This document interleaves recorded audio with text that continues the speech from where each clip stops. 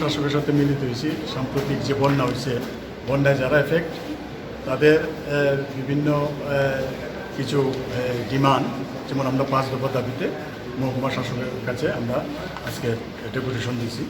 এই ডেপুটেশনের মধ্যে আমরা দুর্গত যারা আছেন, দুর্যোগপূর্ণ আবহাওয়ার মধ্যে দাঁড়াইয়া যারা আহত হয়েছে, নিহত হয়েছে, এই পরিবারগুলিকে আর্থিক সাহায্য প্রদান করা, অতিবর্ষণে ক্ষতিগ্রস্ত পরিবারগুলিকে আর্থিক সাহায্য প্রদান করতে যাতে মহকুমা প্রশাসন সেইভাবে প্রস্তুতি নিয়ে নেয় এবং দলমত নির্বিশেষে বন্যায় ক্ষতিগ্রস্ত সকল মৎস্য চাষী কৃষকদের দ্রুত পর্যাপ্ত পরিমাণে আর্থিক সাহায্য প্রদান করা এবং ক্ষতিগ্রস্ত পরিবারগুলিকে অতি দ্রুত রেগা ও টোয়েপের কাজ প্রদান করতে হবে এবং অবিলম্বে কাজের বকেয়া টাকা মিটিয়ে দিতে হবে। আগে যে কাজ করছে এই টাকা এখনও পাইছে না, এইগুলি যাতে এই বকেয়া টাকা মিটিয়ে দেয় এবং মহকুমা এলাকায় প্রতিটা গ্রামে মহল্লায় নির্বিচ্ছিন্ন বিদ্যুৎ পরিষেবা, পরিশ্রুত পানীয় জল সরবরাহ, রাস্তাঘাট ও প্রণালী সংস্কার এবং বন্যা কবলিত এলাকাগুলিকে স্বাস্থ্যসেবী সংগৃহীত করা সহ জলবাহিত রোগ প্রতিরোধের প্রয়োজনীয় উদ্যোগ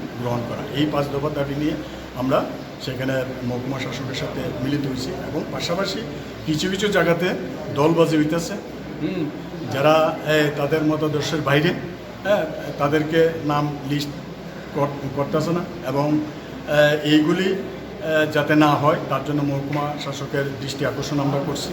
আমরাও কিছু লিস্ট পিস করতেছি, যারা এরকম লিস্টেড আইসে না তাদেরকে যাতে এই বন্যা কবলিত এলাকার মধ্যে আছে তাদেরকে যাতে আর্থিকভাবে সাহায্য করা হয়, সেইভাবে মহকুমা শাসক যাতে প্রস্তুতি নেন এবং উদ্যোগ নেন, সেইভাবে ওনার কাছে আমরা ডেপুটেশনের সেই কথাগুলি আমরা বলছি।